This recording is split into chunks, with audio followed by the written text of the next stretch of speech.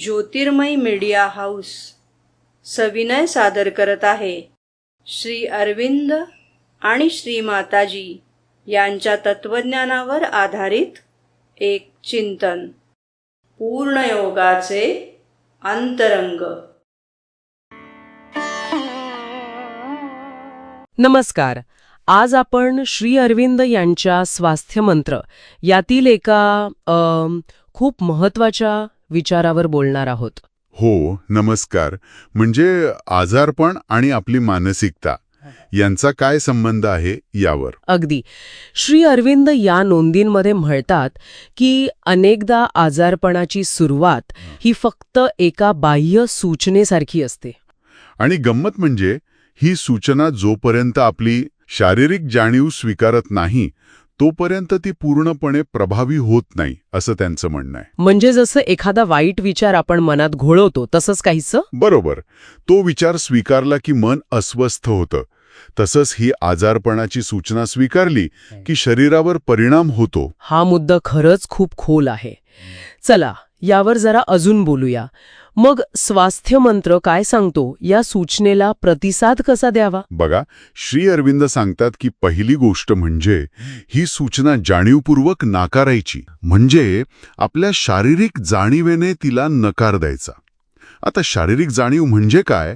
तर श्री अरविंदांच्या मते आपल्या शरीराची स्वतःची एक चेतना असते. अच्छा. ती अनेकदा बाहेरून येणाऱ्या सूचना नकळतपणे स्वीकारते. तर तिला मदत करायची आहे ती नकारात्मक सूचना धुडकावून लावण्यासाठी. म्हणजे हे फक्त वरवर म्हणणं नाही की मी आजारी नाही, तर शरीराच्या आतून त्या मूळ जाणीवेतून नकार हवा. अगदी. हा सक्रिय नकार आहे, निष्क्रिय राहणं नाही. पण हे प्रत्यक्षात करणं म्हणजे हे तसं साधायचं फक्त विचाराने होतं का हे? नाही. केवळ विचार पुरेसा नाही. ही एक प्रकारची आंतरिक क्रिया आहे. म्हणजे यात दृढ इच्छाशक्ती लागते, जाणीवपूर्वक प्रयत्न हवा. जणू काही आपण त्या सूचनेला आपल्या शरीरात प्रवेशच करू देणार नाही असा एक निश्चय. अच्छा. म्हणजे आजारपण हे फक्त बाहेरून आलेलं काहीतरी नाही, तर त्याला आपल्या आतून मिळालेली स्वीकृती पण कारणीभूत असू शकते, असं म्हणायचंय का? बरोबर. आणि समजा हा नकार दिला पण तरीही ती सूचना प्रभावी वाटली किंवा अधिक काहीतरी करण्याची गरज वाटली तर? त्यासाठी पण मार्ग सांगितला आहे.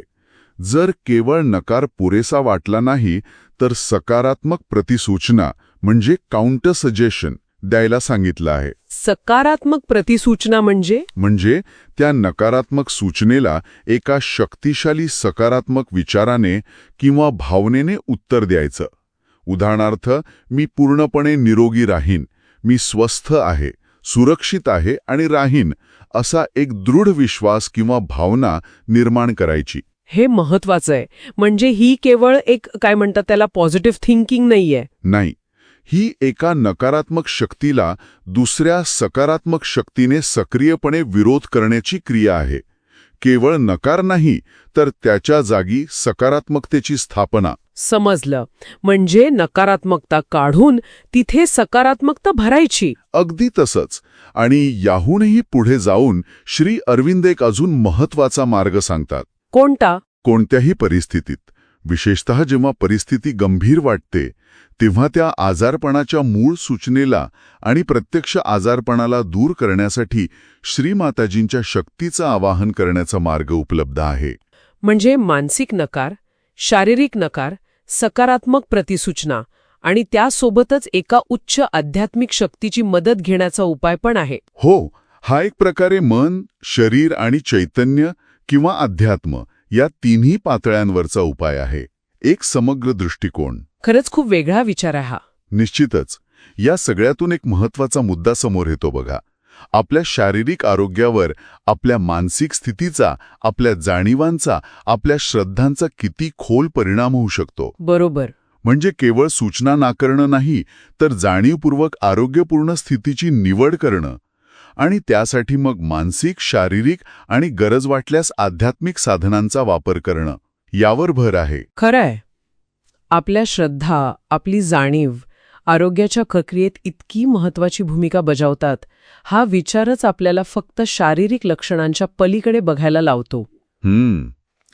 आजारपणाच्या मुळाशी काय सूक्ष्म प्रक्रिया चालू आहेत याकडे लक्ष द्यायला हवं. हो, हा दृष्टिकोन निश्चितच अधिक विचार करायला लावणारा आहे. आजच्या चर्चेतून हे स्पष्ट झालं.